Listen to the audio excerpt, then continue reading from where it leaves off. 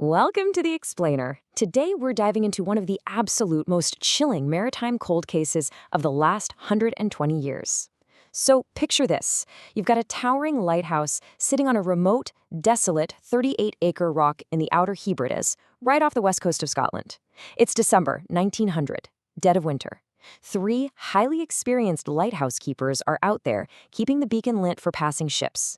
But when the relief ship finally manages to dock after days of just brutal, relentless storms, they find the island completely, terrifyingly empty. No bodies, no messages, just this heavy, eerie silence. So what exactly happened on Island Moor? You really get a sense of the sheer shock of this discovery when you read the frantic telegram sent by Captain Harvey. He was the master of the relief ship, the Hesperus, and on December 26th, he wrote this. A dreadful accident has happened at Flannan's. The 3 keepers have disappeared from the island. On our arrival there this afternoon, no sign of life was to be seen on the island. He went on to describe firing a rocket to signal them, but nothing. Absolutely no response. It's just a haunting image, isn't it? A massive ship blasting its horn, firing off rockets at a pitch-black, completely silent lighthouse. Well, when the relieving keeper, a guy named Joseph Moore, finally scrambled ashore and unlocked those heavy lighthouse doors, the scene inside was literally frozen in time. The clocks had stopped dead. Moore reported that the entrance doors were firmly closed from the inside, actually. But in the kitchen, the fire had been unlit for days. He checks the bedrooms, and the beds are empty, completely unmade, left exactly as the men had tumbled out of them in the early morning. I mean, just imagine being Joseph Moore right then, walking through those freezing, dead silent rooms, knowing instantly in your gut that something catastrophic had just happened to your crewmates. Okay, let's piece this puzzle together and look at the timeline to really nail down the window of this mystery. On December 13th, we've got the very last written entries in the keeper's log. Now on December 14th and the morning of the 15th, details were just quickly jotted down on a slate to be transferred to the official log later. But here's the kicker. By midnight on December 15th, a passing steamer called the Archtor noted that the lighthouse was completely dark. And because of the horrendous weather, the relief ship Hesperus couldn't even get there until December 26th. That means for 11 straight days, that lighthouse sat totally dark, and those men were already long gone. Part 1. The Missing Keepers. Now, before we dig into the actual investigation, let's look at the men at the center of this whole thing. And we need to be clear, these weren't rookies. They were seasoned professionals trusted to operate a massive 70-foot beacon on the edge of a 200-foot cliff. First, we have James Ducat, the principal keeper. He'd been with the lighthouse service for over 20 years, leaving behind a wife and 4 kids. Then there's Thomas Marshall, the second assistant, unmarried but survived by his father and siblings. And finally, Donald MacArthur, an occasional keeper. He was actually just filling in for a sick colleague that specific week, which is incredibly tragic. He left behind a wife and 2 children. And, these families spent the rest of their lives never truly knowing the exact fate of these men. Part 2. Fact versus fiction. It's funny how human psychology works, right? We just love to romanticize a mystery, especially when there were literally no surviving witnesses to say otherwise. Over the decades, people came up with the wildest theories: sea monsters, foreign spies, descent into madness, you name it. But a huge chunk of this myth-making actually comes from a super famous poem by Wilfred Wilson Gibson, which he wrote years later. He penned these lines about finding a door ajar, and an untouched meal, and an overtoppled chair.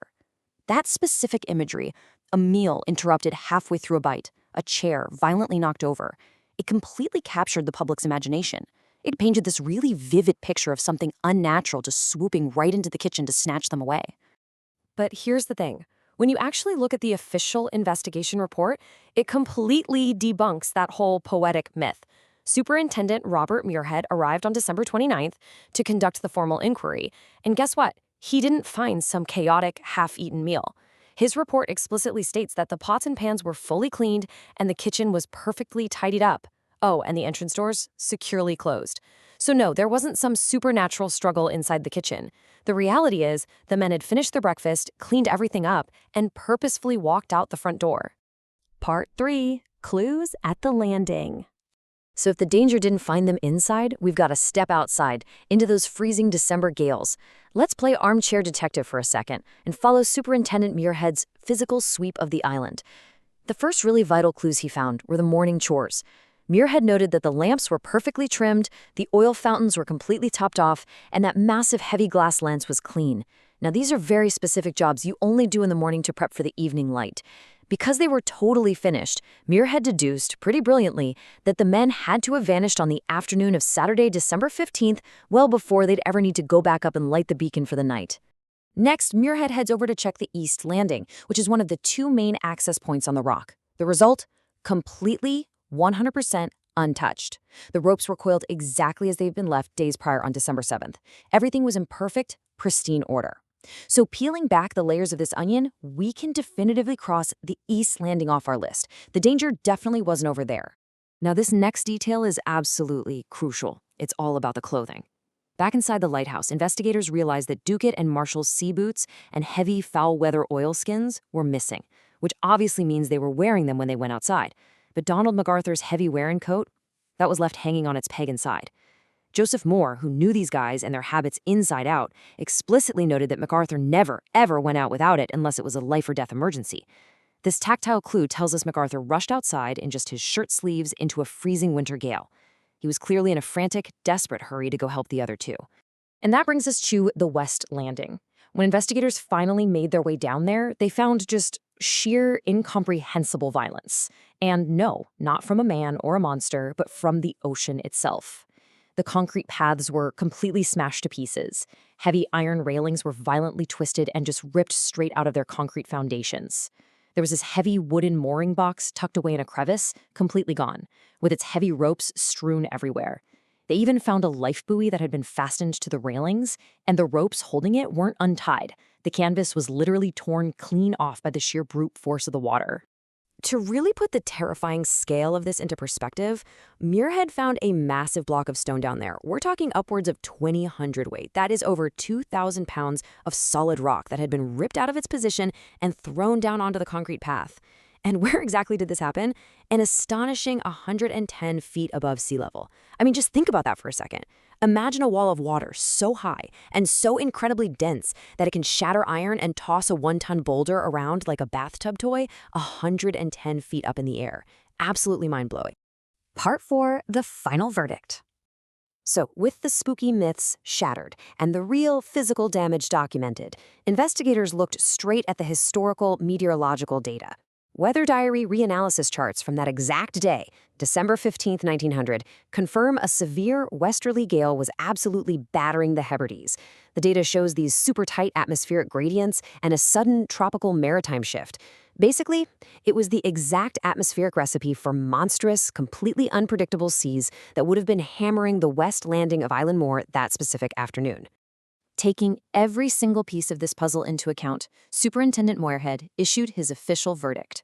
He concluded that Ducat and Marshall headed down to the West Landing in their heavy gear to secure that wooden mooring box against the rising storm. MacArthur, likely seeing a massive rogue wave approaching from above, probably dashed out in his shirt sleeves to warn them or try to pull them to safety. But as Muirhead wrote in his final report, an unexpectedly large roller had come up on the island and swept them away with resistless force. So there it is. No ghosts, no sea monsters. Just the raw, terrifying, and completely untamable power of nature. 3 highly experienced men erased in a fraction of a second, leaving behind a cold case that endured for well over a century. It really makes you look at the ocean a little differently, doesn't it? As we wrap up this explainer, I just want to leave you with a lingering thought. Despite all of our modern technology, our heavy concrete, and our thick iron railings, just how unpredictable and how completely unforgiving is the true power of the sea. Thanks so much for learning with me today.